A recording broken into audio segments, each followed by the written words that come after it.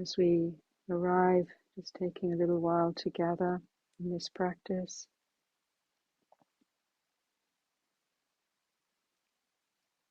Finding a comfortable way to have your body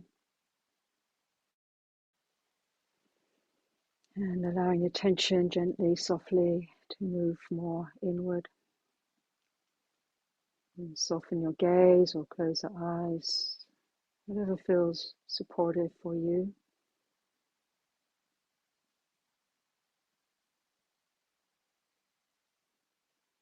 In this practice, we're bringing our awareness to this experience of being embodied here in a very deeply receptive way. It's receiving how we are, how we should be, or trying to get somewhere else. Just that softening into this moment. Perhaps on an exhalation, allowing the places where we're holding to soften, shoulders, softening the belly.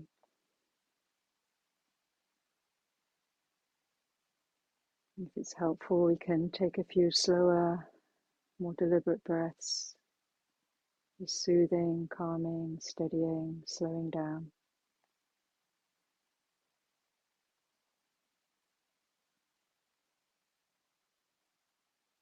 There's been a lot that we're all holding, just on the, sounds like a really big year, on the exhalation, just subtle, gentle movement of releasing, letting be.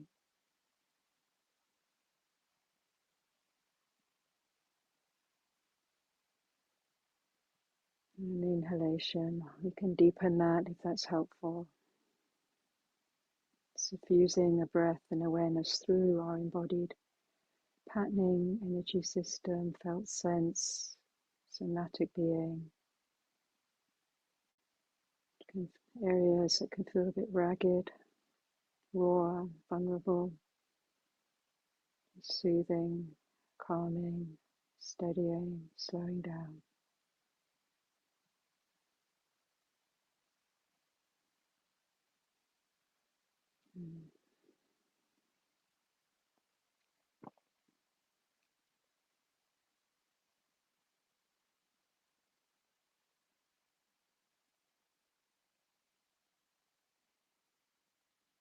This returning the hearing is sometimes called listening into our nature, the nature of being, presence, what's here.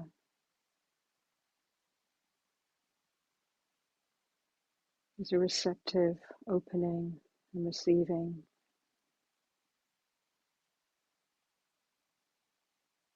Like we're just tuning a radio channel, it's perhaps a bit blurred, or it's different voices, radio frequencies, until we're really tuning into the frequency of our own being, our own body, feeling tones.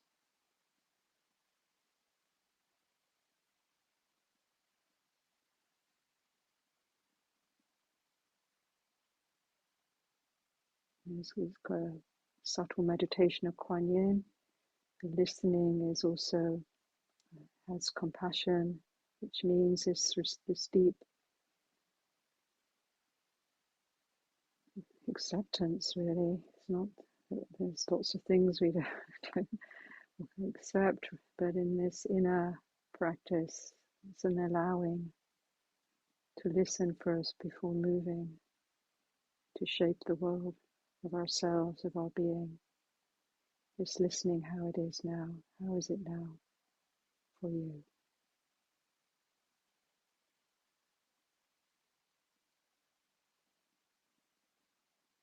And we're just showing up for that, breathing, being.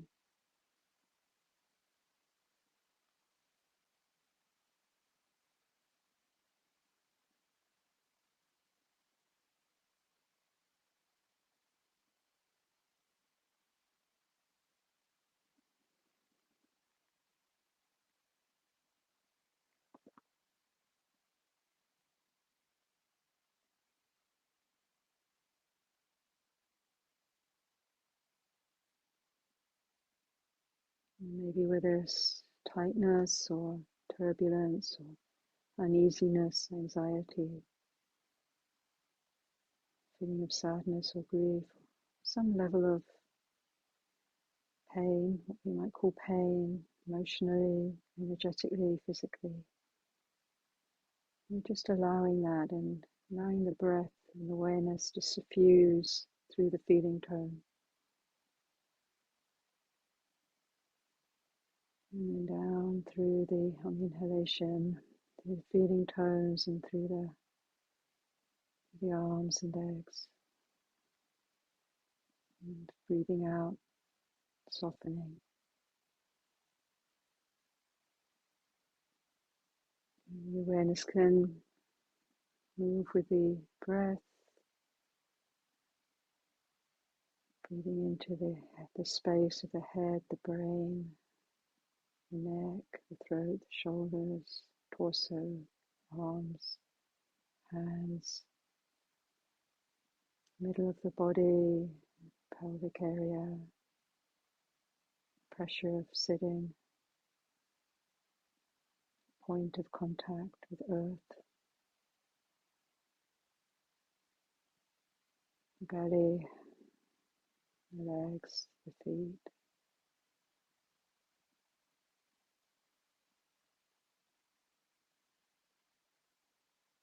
This holy body, born of millennia, incalculable eons of time, through myriad of ancestors, geographies, influences, shaping, inheritances, karmic essences, momentum. What a miracle to turn up as we are in this shape, form, being. What a gift, what a mystery.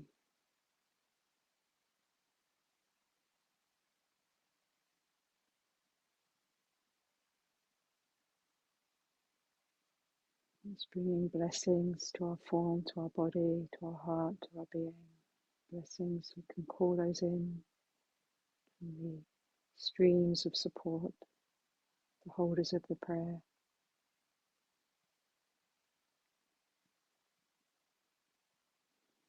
The guardian protectors, the angelic and deva realms, beings of light.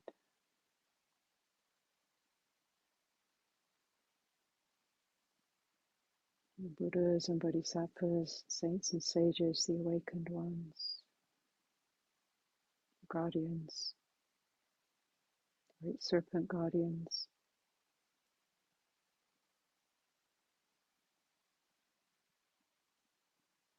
The elemental, the plant allies, this mysterious and extraordinary conscious listening web of life, nature, this great earth, this incalculably mysterious spirit,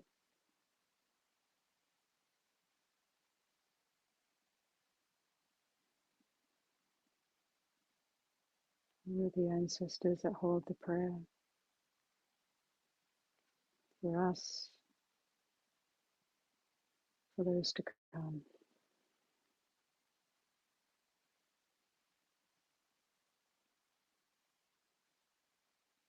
Thank them for their presence.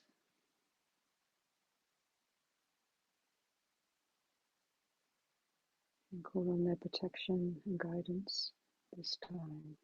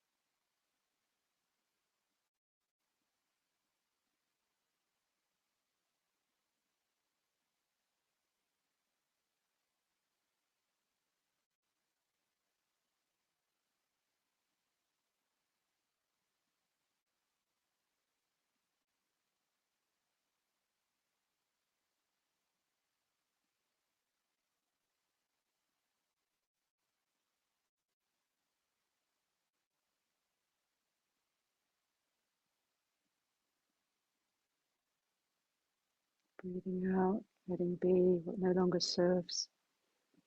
Breathing in this new moment, this new opportunity of the Dharma,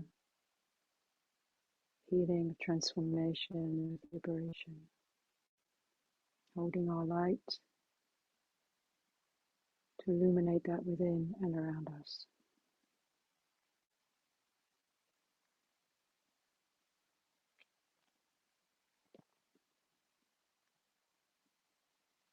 Thank you, dear friends. I'm going to hand back to Emiko to introduce us. That will be seeding into the theme, and then we look forward to sharing and hearing from the collective Sangha. Thank you so much, Emiko. Handing over to you. Thank you so much, Thanissara. And yes, we'll be hearing from Kittisaro and Thanissara, who you all already know. And we also have the great pleasure of having Deborah Eden Tull with us as well. I just want to introduce her. Eden is the founder of Mindful Living Revolution, a Zen meditation teacher, author, and spiritual activist. She spent 7 years as a monastic at a silent Zen monastery and has been immersed in sustainable communities for 25 years. Eden's teaching style is grounded in compassionate awareness, non-duality, mindful inquiry, somatic awareness and movement, conscious dance, and an unwavering commitment to personal and collective transformation. She teaches Dharma intertwined with post-patriarchal thought and practices, resting upon a lived knowledge of our unity with the more than human world. Eden also facilitates the work that reconnects, as created by Buddhist scholar Joanna Macy. Eden, thank you so much for being with us. And I'll now pass this over to Kittisaro.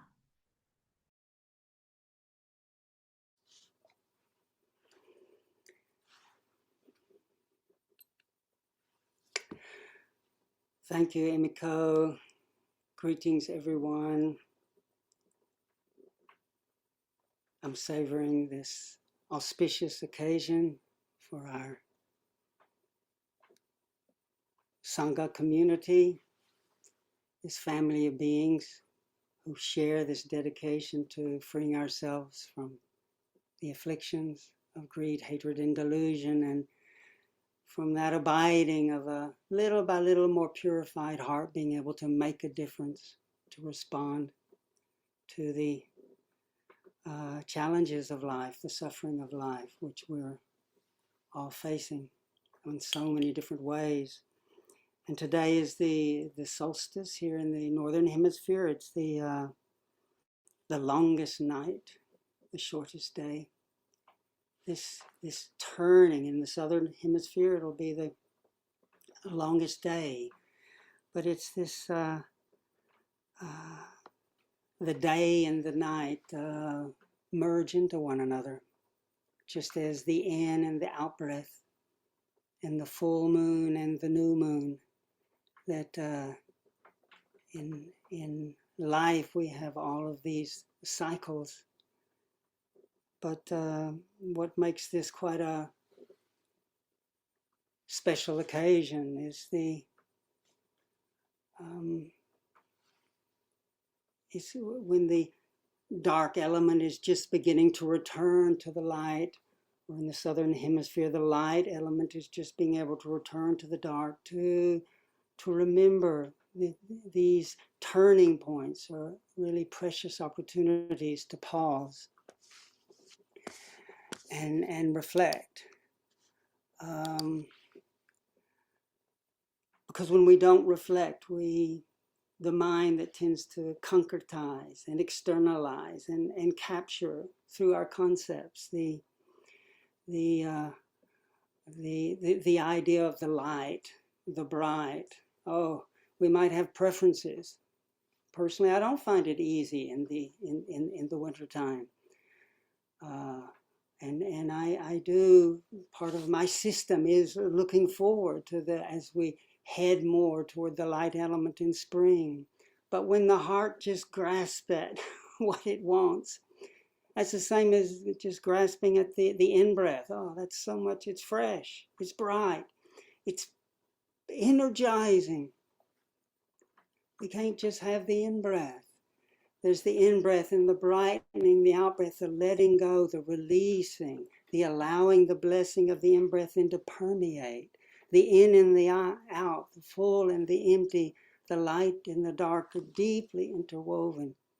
And yet the nature of the mind can just grasp. And when we do that, there are consequences.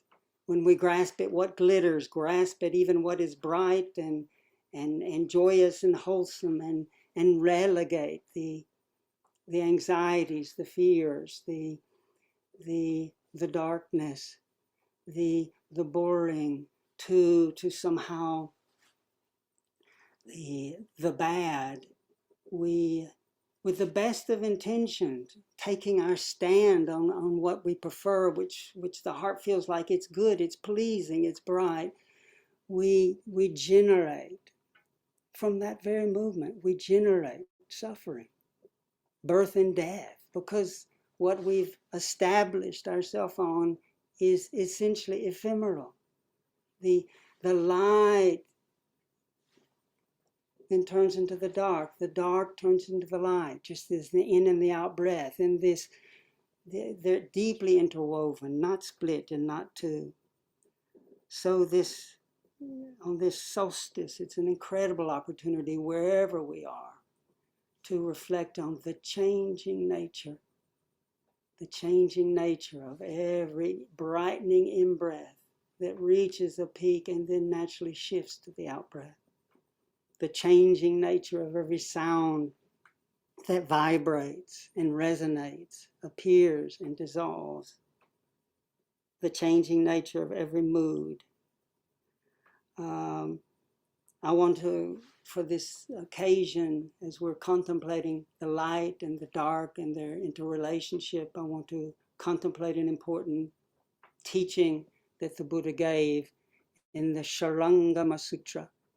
Sharangama means indestructible, the ultimately durable.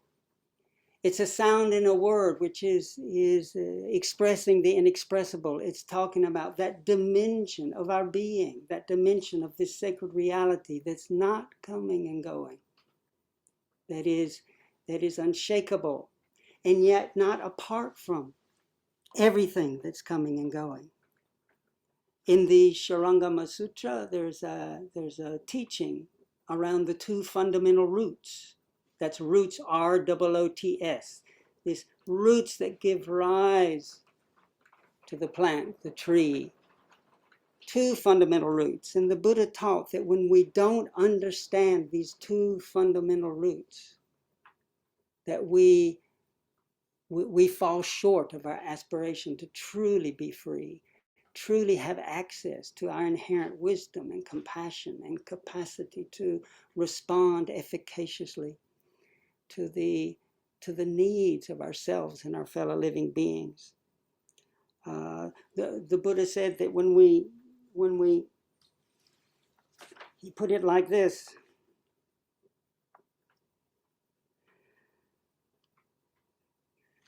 when we do not know these two fundamental roots and are mistaken and confused in our cultivation, that's our practice.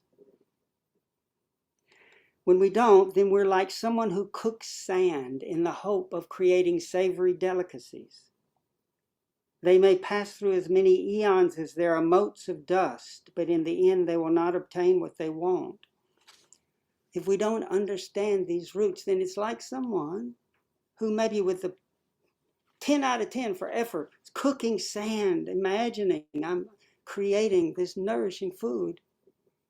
No matter how much effort we put into that sand, we get hot sand. We don't get the savory delicacy. What are these two roots?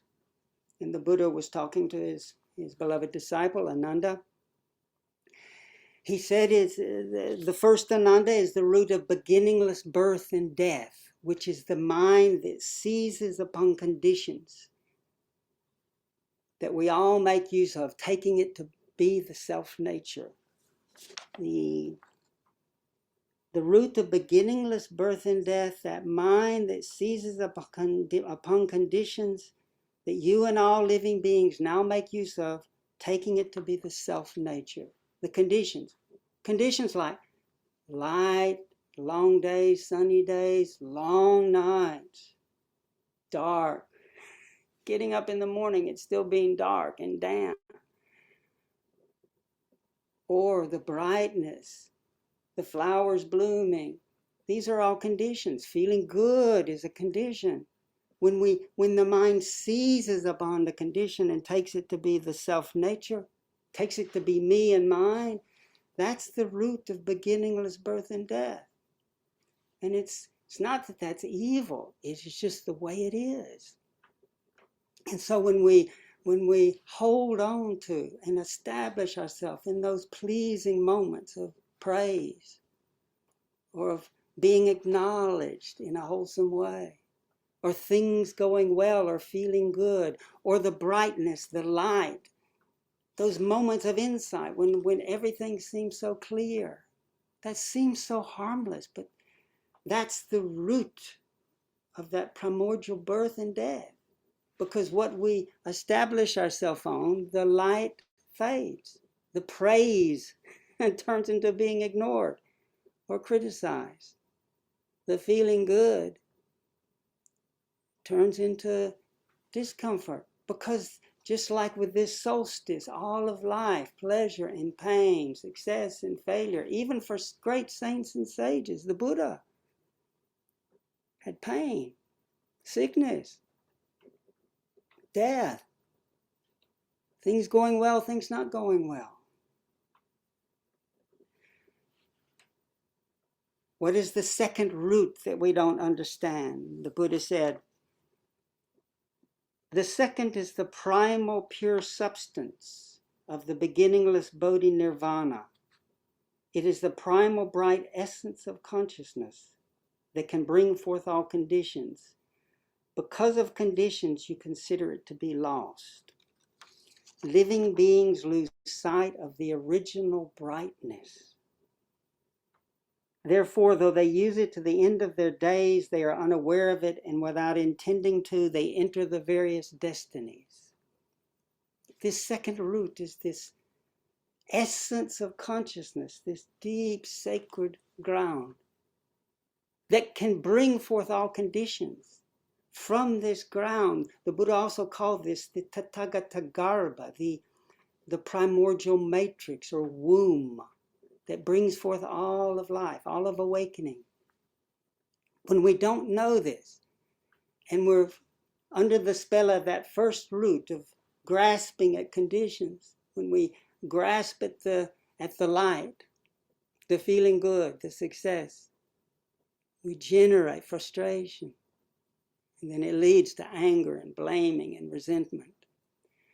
When there's this deep allowing the blessing of awareness to see into the nature of the sights and sounds in our experience, then we see that empty nature, then there's the possibility of honoring the way things really are, allowing things to come and go. Then there's the possibility of touching into, recognizing this second root, which is always here.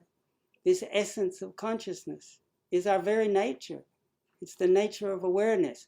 But it's overlooked when we're caught in the mesmerizing fever of trying to hold on to what we want and get rid of what we don't want.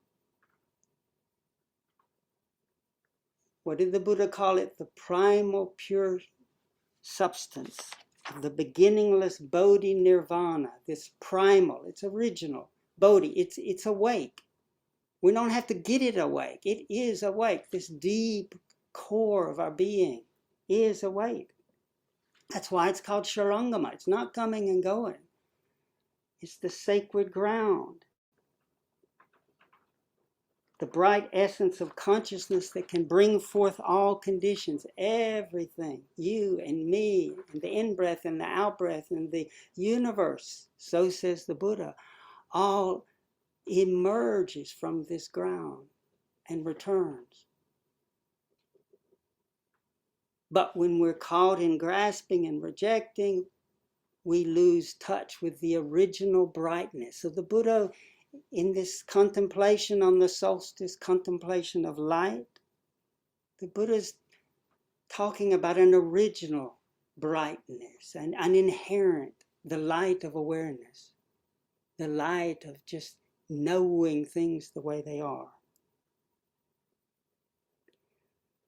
In a different occasion, the Buddha taught that this heart is luminous. It's not that we have to get hold of it. The difficulty is in grasping at what we want, at the bright, what glitters. We lose touch with the original brightness. Hence, in the Dharma, the Buddha emphasizes so much to allow ourselves to be open to the in and the out, the light and the dark. What set the Buddha off right from the beginning? When he left the palace, he realized when it penetrated his heart that he was recoiling from old age. When he saw it, well, I don't want that. Bent over person. I can relate to that. But he saw that and said, this does not befit me. He saw the vanity, the arrogance of youth. When he saw himself reacting to sickness, a person vomiting with diarrhea and great pain, he saw himself recoiling. This does not befit me. He talked about how he was freed from the vanity of health. That health, feeling good is yes, we do what we can. But when we aren't aware of how fragile and a cycle, that old age and sickness are part of the package of embodiment. When the Buddha saw himself recoiling from death, he recognized that and he said, this does not befit me. What am I reacting to? This is part.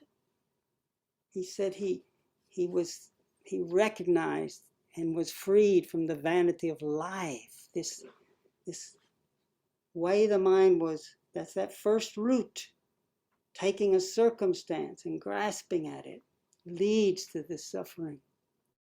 That's those heavenly messengers. So these things that we struggle with, these old age, sickness, death, criticism, fear, confusion, despair, the Buddha teaches us to open our heart. What is that profound truth in the Four Noble Truths of dukkha, suffering? The Buddha didn't just say, reject it and hang on to pleasure, hang on to the light. He said, dukkha must be opened to. Open ourselves so that we then can understand it. Our teacher in the monastery realized that we had these orphans of consciousness, these feeling tongues, these circumstances, the darkness, the despair, the confusion, the shame, that we push away. And so in this wonderful path, there's an alchemy, the alchemy of awareness, that what we open to, we understand. And then our opening to and seeing the changing nature of our preferences, of our fears, we're able to, little by little, Thanissara, what the Buddha called, release ourselves from this grasping, these sankharic tendencies, and touch into, have moments at first of touching into this second root, this essence of consciousness. It's right here. It's not, we're not going somewhere else. What a powerful thought to put into the heart, that this one heart, this awareness, the whole universe is arising within this awareness. But when the mind is so attached to figuring it out in our thinking mind, which has its place, it's a tool. But the more we concretize what I want and what I want to keep and get rid of, We fix ourselves on the particular in learning to let be and to let go. And our wonderful teacher that we led with, Kuan Yin Bodhisattva, the greatly compassionate one, whose very name, the one who listens at ease to the sounds of the world, gives us the path as we listen into the sounds that are coming and going, and more allow ourselves to trust as we rest in the lap of Kuan Yin, the lap of compassion, the Buddha, the saints and sages, this deep primordial garbha, this womb from which all emerges. We have moments of being at ease in the silence, letting conditions come and go. And what is so special is, as we learn to rest in this primal ground, that's where everyone else merges. Then real empathy, real sensing that we're all part of one substance starts to motivate us. And it's not that, yes, the idea of wanting to help is a good idea, but if it's still just rooted in separative consciousness, it's not as powerful as when as we're also doing this practice of deep listening and are allowing ourselves to feel into this and abide in this ground. Kuan Yin, at ease, responds to the sounds of the world efficaciously. So too with our practice. May we, little by little, let go of our grasping, remember the original brightness, and patiently, joyfully allow compassionate, courageous response to emerge through us. So I offer these words for us to consider. Thank you.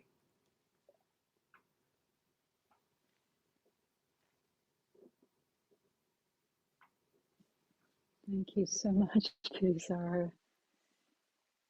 That was definitely kind of cleaned out the nooks and crannies, cobwebs, got us on track. Thank you so much for that transmission. The sort of base note of the Dharma.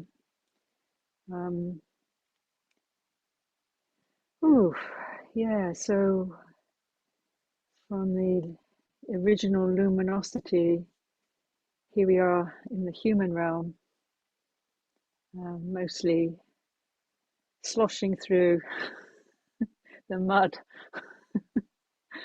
and the cycles of shadow and light. So I really want to reflect. I'm going to reflect a little bit about the journey through shadow and its importance, and then Deborah will take us to the marriage of dark and light, shadow and light, in your very unique way, Eden, which we're so grateful to have you reflect on that and bring that profound piece in as well. So I just just really this solstices are very important and ancient moments in the turnings of the earth and the seasons and of our lives. It's like a still point almost, an evening time, maybe morning your time, whatever time we're in. Maybe some of you even in the southern hemisphere, the opposite movement of light turning towards the dark. There's this sort of moment where the veils almost feel like they part.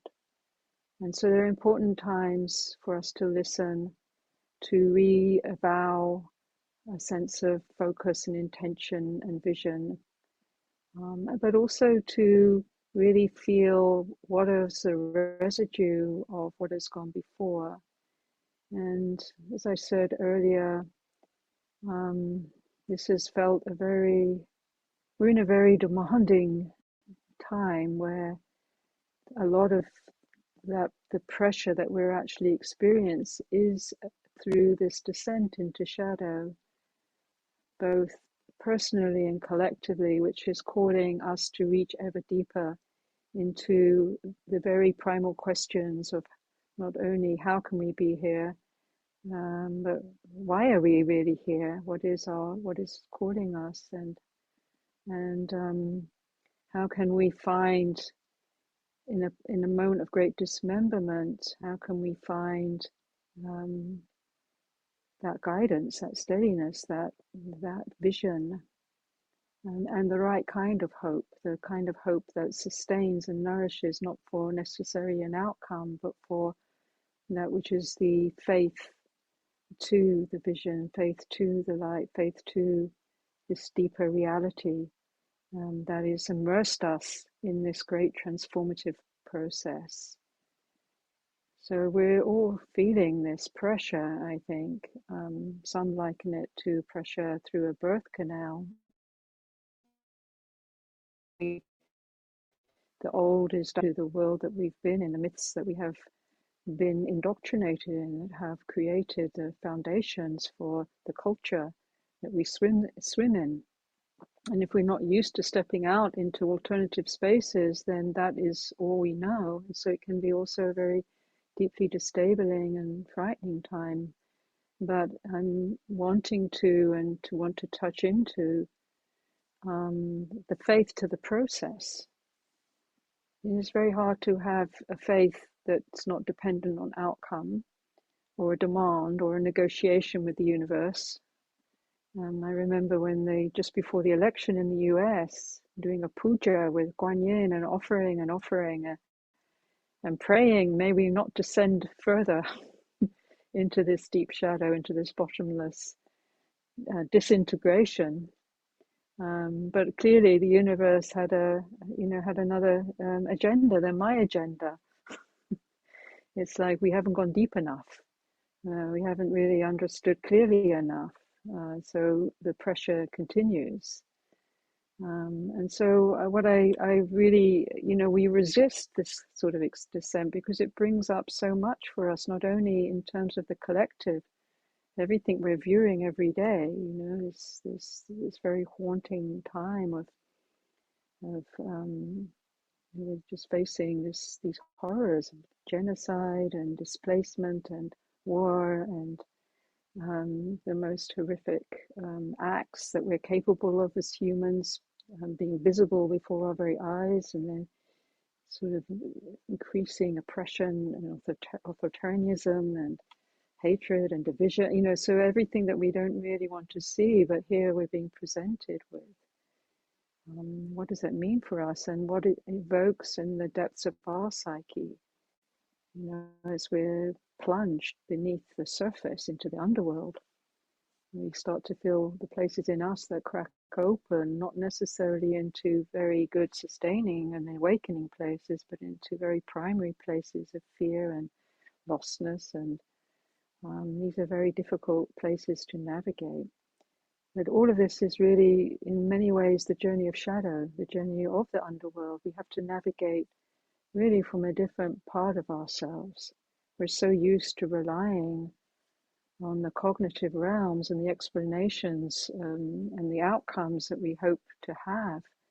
But actually, as those disintegrate before us, we're having to actually find a different light, a different center of intelligence to feel our way through. It's like feeling your way through the dark when things aren't illuminated with brilliant clarity, and to trust something that is more in the intuitive realm, to trust the sense of how that speaks and guides us from a different place. It is a leap really beyond the cognitive, and it relates to what Kittisaro was saying, that what the Guan Yin Dharma is pointing to in this awakening into the primary root of consciousness, the deathless, timeless dimension of being, it comes about through moving beyond separative consciousness, the consciousness that divides and separates through thought and concept and designation of self and other. And in many ways, that separative consciousness has been inflamed and highlighted and amplified to the point that it's hard to find each other anymore. So we have to find each other in a whole different way.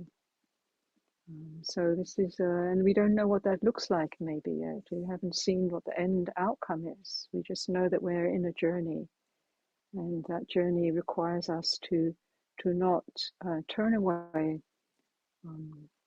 not to resist so much. It's not a mistake. It's not a failure. It's not something, there's a movement like we want to get out quickly, and let's go to the transcendent quickly. Let's go to the peaceful quickly. And that's important. That's sustaining. But if it isn't the real unshakable liberation of heart that the Buddha pointed us to, then whatever, as Kittisaro was saying, whatever we hold will turn to the opposite. So this in the Dharma is it's a point of maturing, and we're not very mature as human beings. Look what we're doing. Look how we've been distracted by all the shiny things in life. We're like kids still, and somehow we have to mature. And the path, as a Buddha laid down, was really this opening to what isn't light, what is painful, what is dukkha, what doesn't solve itself that easily. And this is where we are. So we have this, this great task really of not really just trying to stick our head in the sand, but welcome the darkest night, even as it feels it has no end, to be willing to take the journey. So we don't have to do that alone. We don't have to do that unresourced. So what is important at this moment is to see what allies can we draw from. And this is an ally right here, just being in a group together. We're here because we value the Dharma. We value this lamp and light, and we're exploring how does it move us to meet this time. It is moving us. The Dharma is alive and dynamic. It's not a scripture. It is in the map is in the scripture, but the fruit is lucid and ever unfolding, and we have to hear that and catch that, and the fluidity of it, the liminal nature of it, the subtle essences of it, and pay attention not to the fears and the places that shut us down and the old stories that limit and enclose. We have to be willing to ride those waves that actually break us out. And so this is the power of the shadow, is that it brings, the things that we don't want to be with, the pains, the fears, the early patternings from deep childhood that haven't really healed or integrated, that we can open into and leave us feeling abandoned and washed. These are calling now, these orphans of consciousness in ourselves. And the more that we can see that the lack of healing of these early traumas in the collective, in the personal, the lack of integration, we're landing up projecting them on those that have to carry the weight of that projection and the horrors of that. So this is a point where we have to come to the end of the mind, this dualistic mind forever projecting its pain outwardly. So this is a very holy act, I think, a very sacred moment in the Dharma, when we're not practicing anymore just to get peaceful or get away or push things away. And we can do that, and we often start like that, but it's a really holy moment, I think, when we surrender to the journey of the shadow and realize it's necessary. We won't mature, we won't really evolve. We won't understand why we're here. We won't find the pathway through until we make that in the heart of the Buddhist practice, that we were the very first thing I saw Ajahn Chah do was bow. When he came on a retreat we were doing as young folks back in the day, back in the day, and we had this little dusty Buddha statue. We didn't quite know what it was. Oh, this is something from Asia. We'll just stick on the table over there in the corner. And Ajahn Chah came in the Dharma hall where we were practicing, and he saw this abandoned Buddha, and before he even said anything, he just picked it up and he put it on a table in front of everyone. He dusted it off with great care, and he got down and bowed. And quite frankly, if that was the only thing I ever saw Ajahn Chah do, that would have been a complete transmission for my whole life. Because I just thought, this is what, I just got it somehow. This is it. This is what we do. We bow. This is what we do in these moments. We don't go there in with like, I'm going to conquer this. We don't conquer the shadow. We bow and we become humble. We have to, as humans, bow and become humble. This false power that's being used to crush and decimate, and this is a false power. It can't do the journey we have to take. This is the end of the power structures, and they only have false power left, which they are showing us in all its forms, all its violent forms. But it's actually signaling its weakness. It's signaling that this is a weak structure. It's in its death throes, and so that there is a whole another level of strength that comes not from us as a self-structure, but it comes from us bowing into reality and allowing that river of the unknownness of it, of the subtle guidance of it, to carry us through this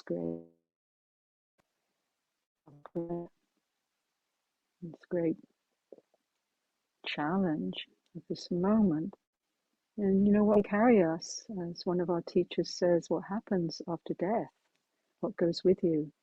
And talked about the power of karma goes with us, what is set in motion, and the power of your vow.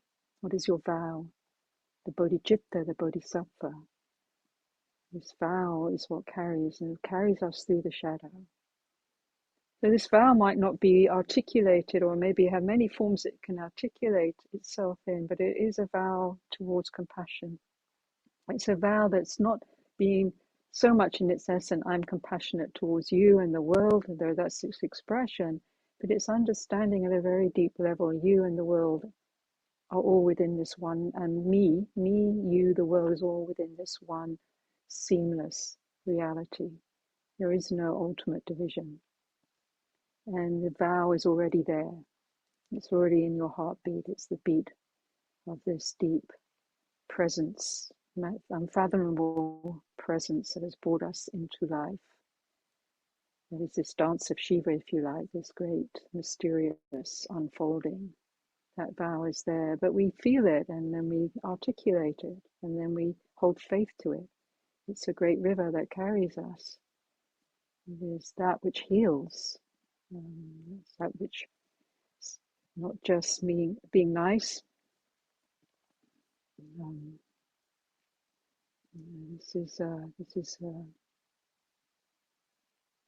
It requires us to take the breaking of our hearts, and from that place, where that takes us, to read as happened with Avalokiteshvara Kuan Yin. Sorry, can you still, I just noticed these earplugs went a bit funny. Okay. When Avalokiteshvara, as the Tibetan story talks about, had made this great vow for many lifetimes, came to transform living beings, and got very despairing, because apparently us humans are very difficult to transform. We just seem to be so obstructed. Again and again we go through the same story. So after a while, Avalokiteshvara cried out in great distress to their guru, Amitabha Buddha, who represents limitless light of consciousness, this true undying dimension of reality, for help. And Amitabha Buddha appeared and said, "Hey, why did you take such an ambitious vow? You know, this is what you expect." And then he, out of compassion, Amitabha picked up all the pieces of Avalokiteshvara Guan Yin that was across the whole landscape and put Guan Yin back together, which is why Guan Yin has 11 heads in one form, Avalokiteshvara, 11 heads that can see in all directions, and 1,000 hands and eyes. And this is really a metaphor for this moment. We're being shattered. We're crying out, like, and it's like, well, what did you expect? This isn't, this is a taking human birth it's a big thing. It's a big task. And if you align with this Dharma and the Bodhicitta, that is serious business, basically. But never mind, let me just put you back together and give you a little bit of extra, mojo to go forward with. So this is, it seems despairing and hopeless, but we're being reforged. We're being reforged as Kuan Yin represents our true nature, our true heart, the deathless heart. And this response is a seeing in all directions, seeing intimately into the nature of beingness, dissolving the many boundaries, and yet still, navigating the boundaries of the world with care, fierceness. Some things need boundaries, some things need challenge, some things need fierceness to protect.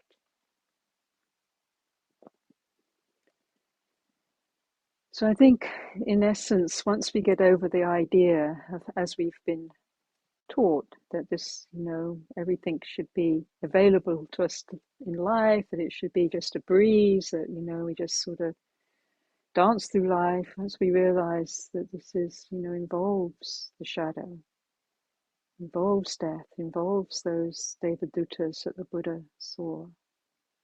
Once we really allow this to enter and realize this is the guru, this is the teacher.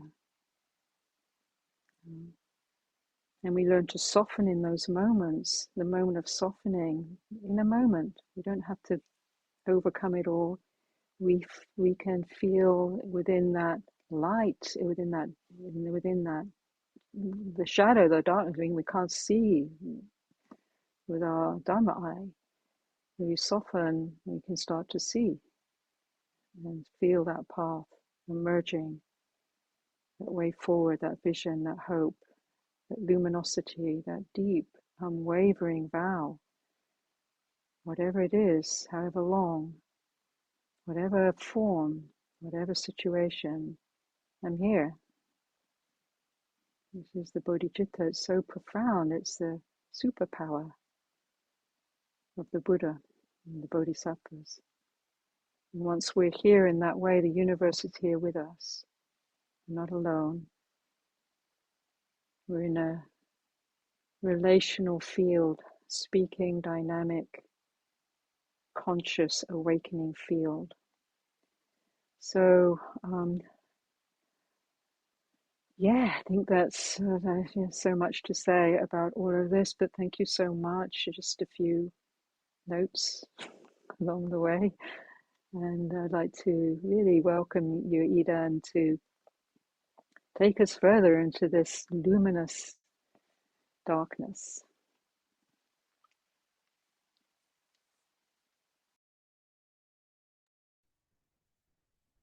Thank you, Thanissara. Thank you, Kittisaro. I'm feeling so inspired by what has been shared.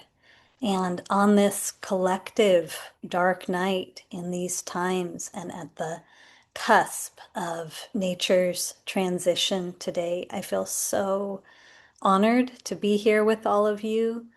I just want to start by saying that I've had a long-term spiritual crush on Sacred Mountain Sangha. It's been so meaningful to me as a Dharma teacher just to bear witness to their way and their extraordinary balance, Thanissara and Kittisaro and their larger community, extraordinary balance of grace and courage. And can we pause and just feel our appreciation for the two of them and the wider community? Yeah, yeah, yeah.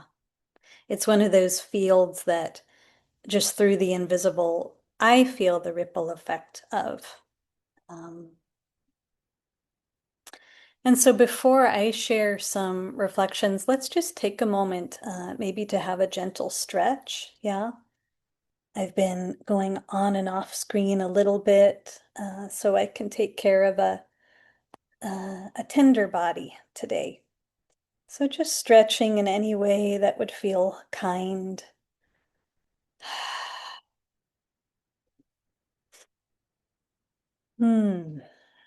Taking care of our earth bodies as we connect through the screens.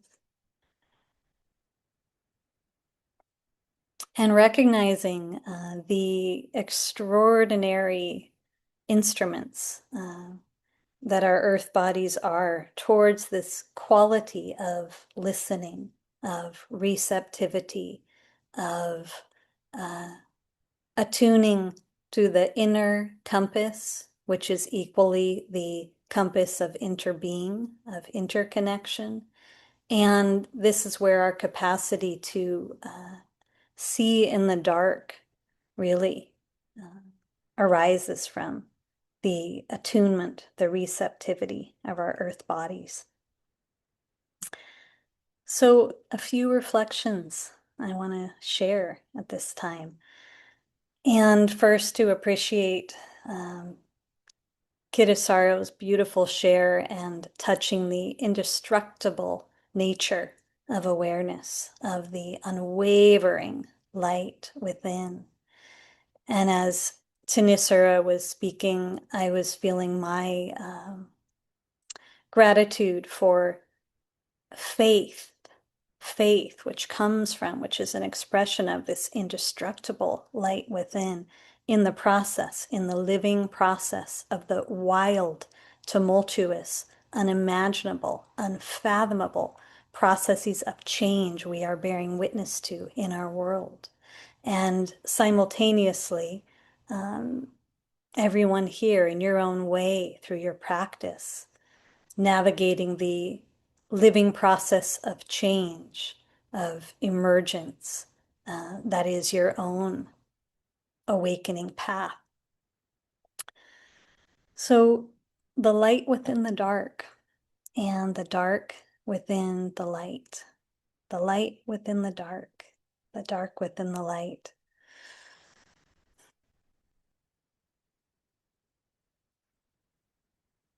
Life's intelligence arises from darkness, possibility, healing, insight, fresh awareness, creativity, all forms in the dark. New formations, new connections are made in the dark beyond anything we could imagine through the ego, through conceptual mind.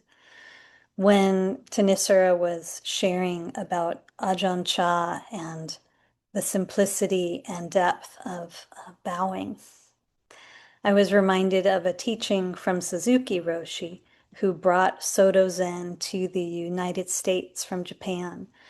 And he said, when you bow, bow. Sit, sit. When on a dark night, surrender to the journey of the soul.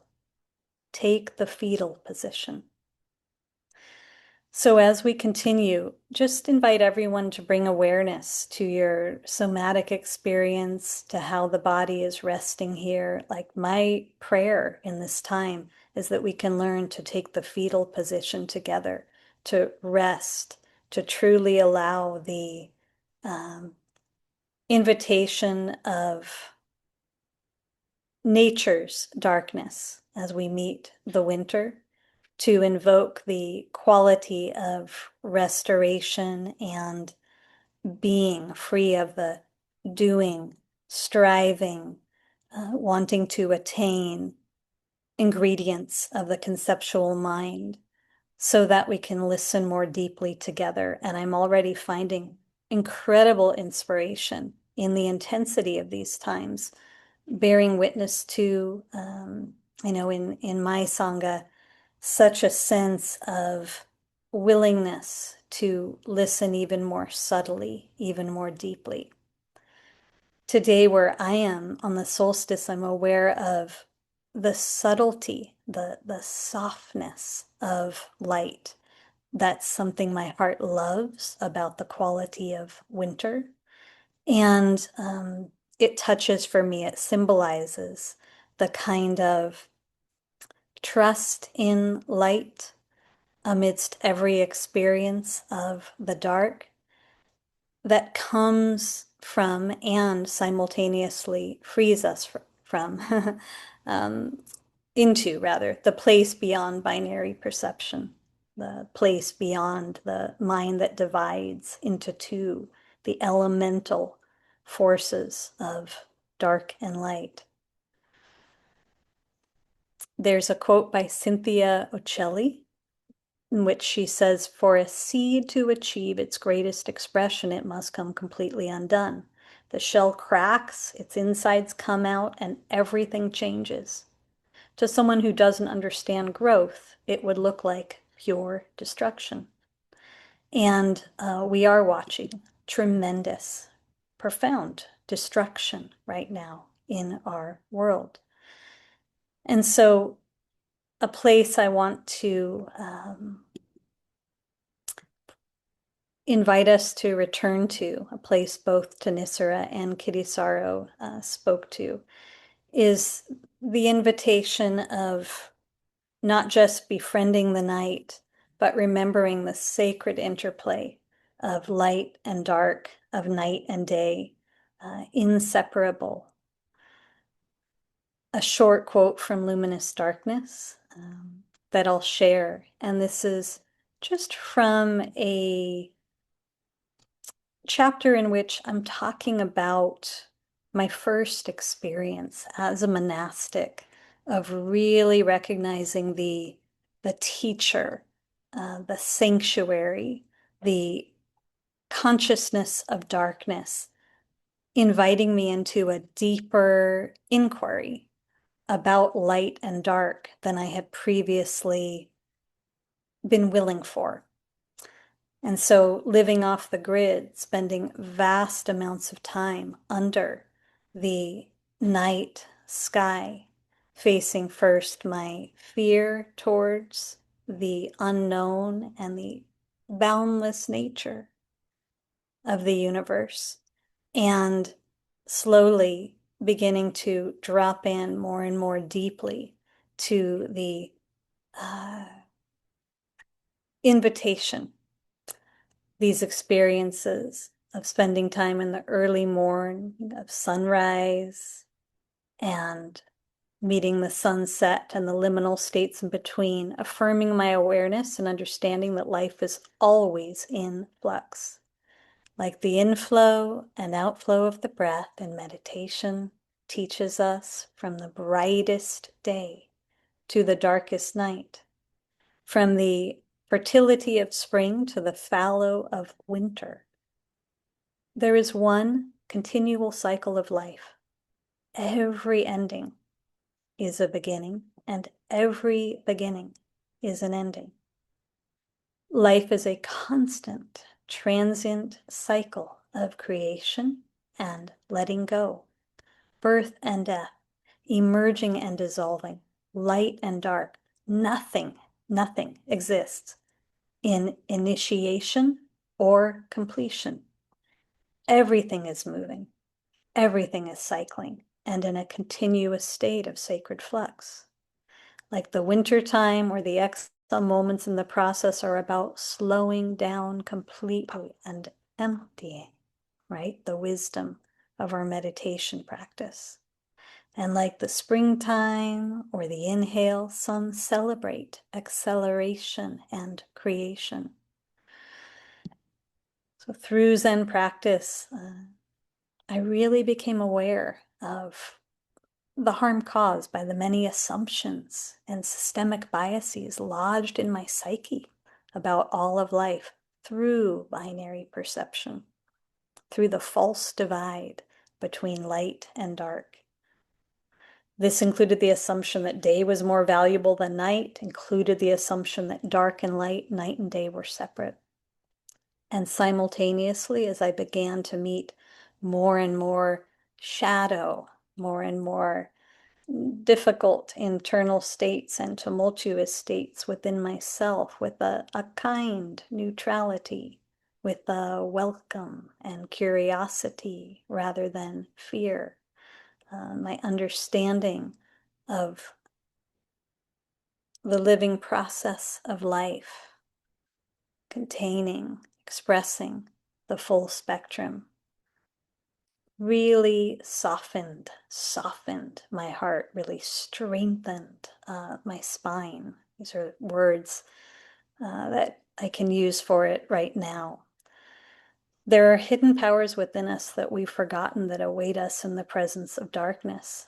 True vision comes through learning to see in the dark. And I heard both Thanissara and Kittisaro point to this in the sense of the invitation really to embody, to act from, to listen from, to know ourselves as interbeing, to go beyond the habit patterns of looking out through eyes of discrimination and the eyes that perceive this versus that, and to instead soften into the 360 degrees awareness that recognizes a quote from Barbara Taylor Brown.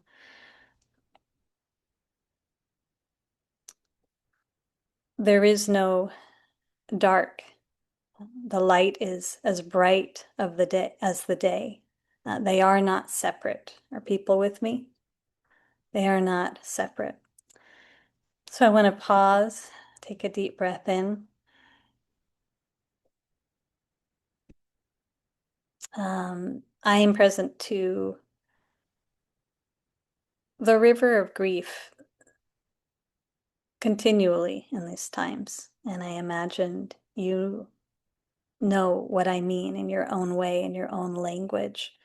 And part of the invitation of this time, Kittisaro spoke about, perhaps it was Thanissara, spiritual maturity, this invitation to actually see a tendency in the dominant paradigm to flatline, to see how loud the leaning is towards spiritual bypass, to see how much momentum this habit of trying to sunshine, to keep things light, when it's obvious that looking out at what's happening in our world right now, that habit pattern is part of the great unraveling. It is dissolving.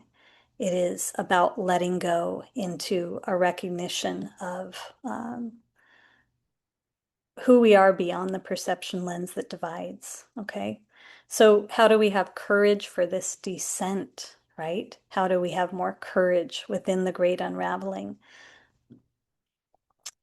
For me, I'm aware in this moment of a kind of excitement, a kind of yes to the manifestations which are potentially inviting more people to just let go, to finally let go of some of the hyper positive tendencies and some of the ways we've used spiritual practice to justify that, and to actually really drop in more fully. This is taking the fetal position together to the mess that we are in.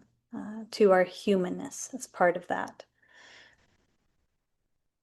If we deny our ugliness, we lessen our beauty. If we deny our fear, we minimize our courage. If we deny our greed, we reduce our generosity. Our full magnitude is more than most of us can ever imagine. This is a quote by Debbie Ford. And we know the Buddha taught that each and every one of us contains everything that has happened to all of humanity since before the beginning of beginningless time. So I sense and feel an expansion of wholeness through that, an expansion of wholeness.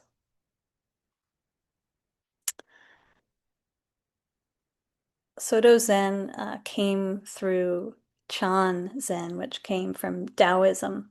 I want to just share a couple of simple teachings that really, really affirm our topic today. And one is just a teaching from Eihei Dogen, 12th century founder of Soto Zen, who said very simply, and very precisely, light and dark are a pair, like the front and the back foot in walking. Each carries its own form and function, so each works together constantly.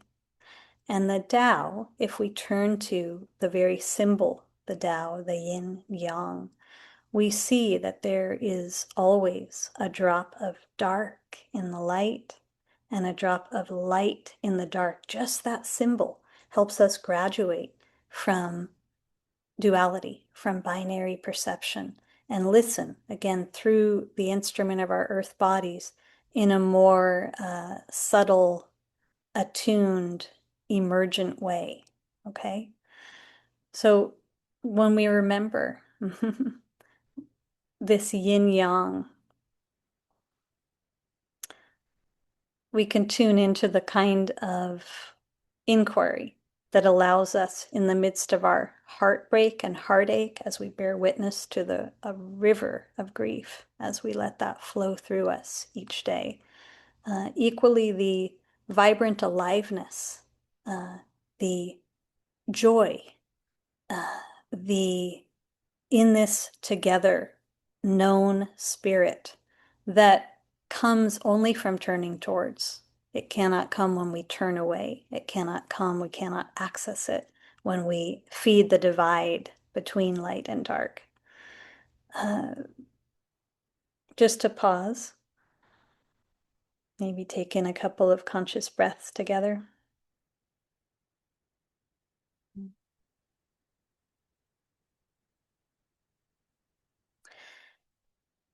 I think it's useful for us to hold in our hearts for a moment the image of the symbol for the Tao, just again beautifully illustrating the whole of yin and yang circled around each other, with each element containing an eye of the other at its center. Letting this symbol really capture the complete absence of polarization and duality in life.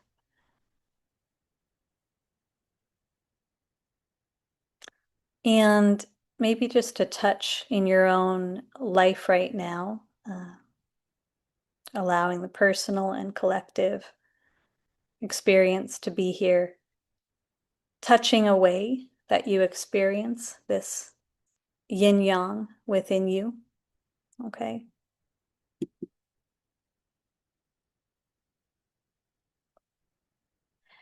And maybe also considering a way that as we begin to enter the winter time, the fallow, the non-doing, the gestation, alongside so much collective grief, just each taking a moment as I bring it to a close to connect with our own heart's intention, to be willing to meet the luminous darkness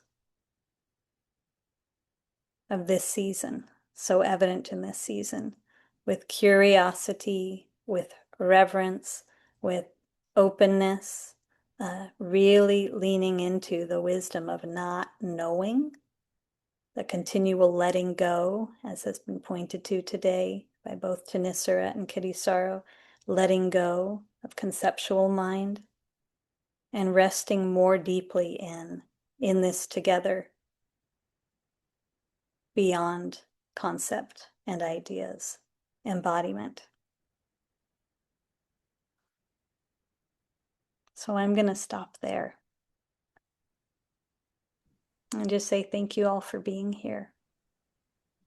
Feels like a really important day to be celebrating and also to be honoring our grief together. I'd like to just take a moment to thank everyone for being here and for the Dana that supports Sacred Mountain Sangha. And if you'd like to give Dana for this benefit, I'm going to put a link in the chat where you can do so. Thank you all so much. Thank you so much, Eniko. And thank you, everyone, for the generosity. Yes, we're going to we have like 5 minutes to do a mini ritual for the closing of the solstice gathering on this special night here, a special day, and for everything that's shared. Thank you so much. And the theme is, we didn't really have time to invite you to bring a candle, so imagining you're illuminating a candle inwardly, outwardly. And then we're just going to do a couple of chants. I'm going to do the Gayatri mantra, which is the calling in and honoring of the original source of light, of all, the primal source, and calling that light in to illuminate the shadows with transformative power of love and compassion and clarity. And Kittisaro will do honoring of the Buddha, Tayata Om, and then Eden will do a final sharing of blessing.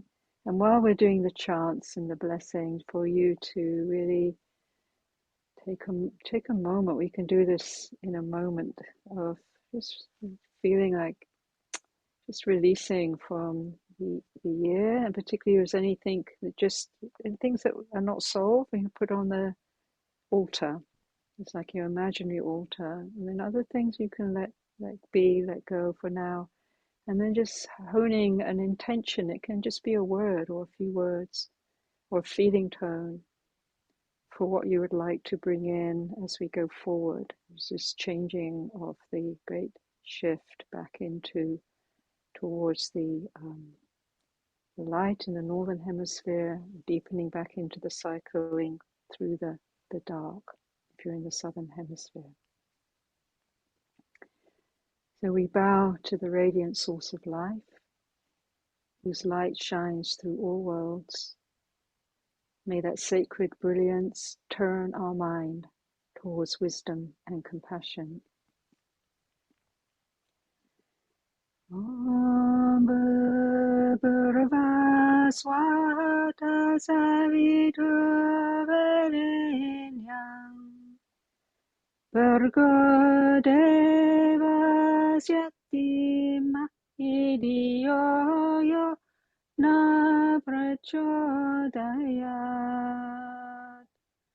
Om Bhurva Swata Saviturvarenyam Bhargo Devasya Dhimahi Dhiyo Yo Na Prachodayat. Om Tat Sat Hari Om.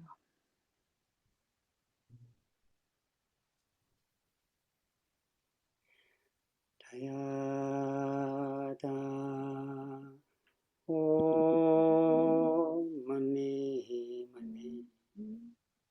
Mahamunaye So Dayata Om Mani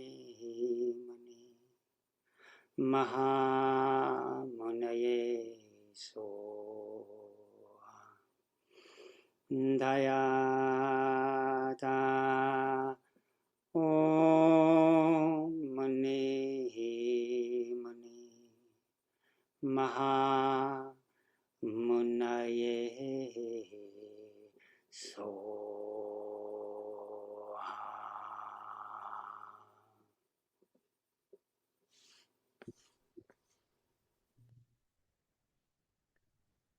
And right here, just taking in a deep breath together.